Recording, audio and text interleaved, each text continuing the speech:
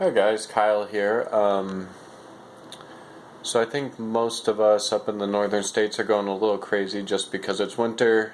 We can't get out and play as much golf as we'd like. So today I just wanted to show you some of the equipment I have in the apartment here. Those of you already interested in vintage golf gear, you may see something that interests you. Those of you that don't already have a set of vintage clubs, maybe this will encourage you to go out and try to find one, either in a thrift store, on eBay, or wherever you can get your hands on one. So let's jump right into it. So on the main floor here, sorry, my light just went out on this floor, unfortunately. I do apologize for that. So on the main floor I have a few golf bags here. I have two boxes here full of persimmons. So there's probably 50 in this big box back here and another 15 in here. This is my main bag here where I keep all my gamers. My favorite set of irons right now are these old set of Top Flights. These are from 1964 with the green rocket shafts and leather grips, and I really like those. Some random other sets of irons in here. Nothing too special that I love that much. Over in this other vintage bag, I have a set of 75 Dynapowers, and I really like these irons as well. So those are kind of my backups. I'll play them a handful of times this year as well. I have some Ben Hogan Power Thrusts. No ferrules. I just threw these into some KBS Tour X shafts just as an experiment, and that's been going okay, but I'm going to pull those off and end up putting them on something else. Those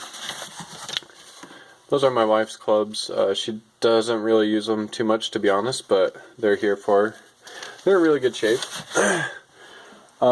This is actually my gamer driver, the McGregor, that I started playing last year.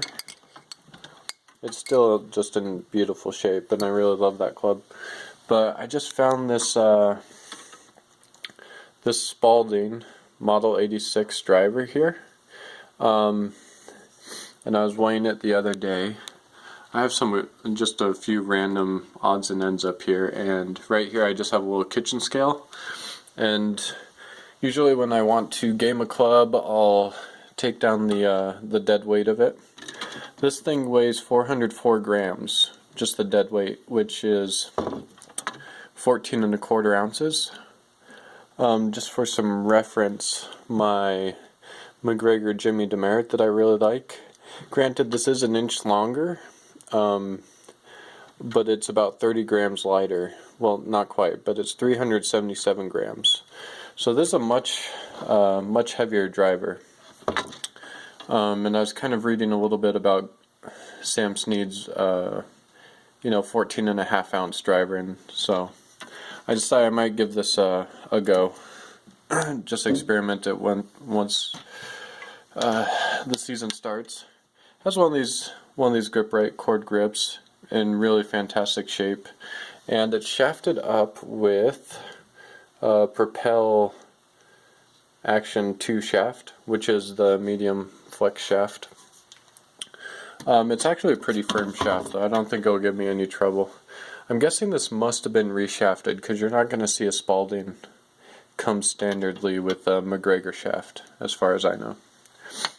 Okay, I'm going to head upstairs and show you what I have up there.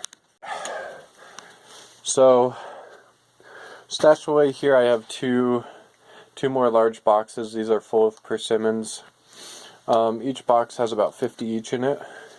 So it's probably another 100 persimmons right there. And then I have two more right here. So I happened across these in a guy over on Golf WRX in that forum. He was just trying to unload all these persimmons. So I got about 300 of them for just under $300. So less than $1 a club. I got all these. Some of them can't be played at all, whereas others are in really great shape. So I haven't made much of them yet. I'm still just sifting through them all and trying to figure out what I want to do. Some of them I'll just sell on eBay, some I want to refinish, and then obviously some I'll keep for myself. So here, there's a few 3 and 4 woods here that I've kind of set aside for myself right now. And yeah, if you take a peek in here, like some of these are ready to be played today. Whereas, I mean, you take a look at this guy, you can't even play it. There's no sole plate. But yeah, I mean, it's been a lot of fun just digging through these and looking at all the different persimmons in there. It's mostly McGregor's, a good number of Spaldings as well, and then just some other random stuff. So yeah. And then, sorry, my apartment's a bit of a mess right now. I have another group of persimmons here. I've already kind of pulled out of those boxes to experiment with. This is an interesting one here. It's got this 6-screw deep face driver, and it's called a Tournament Target Finder Players model. So, really an interesting club. Who knows? I haven't hit a ball with it yet.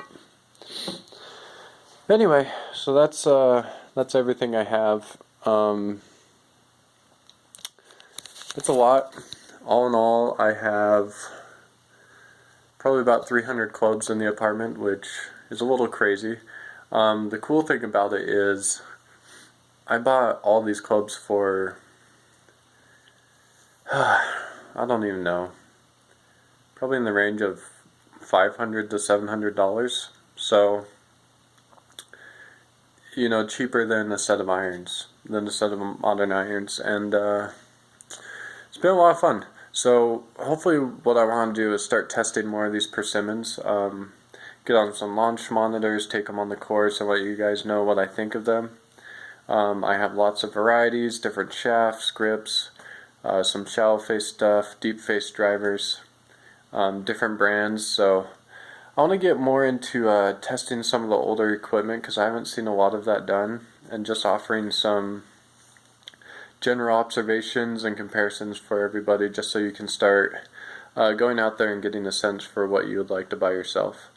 I think with vintage equipment, the best advice I can offer is just buy a variety of stuff. A lot of it can be had for very, very cheap, so you can go out and try a handful of clubs, and you'll pretty quickly get an idea of what suits your game well and what doesn't. But anyway, that's what I have lying around in the apartment. Let me know what questions you have, and yeah, thanks for watching.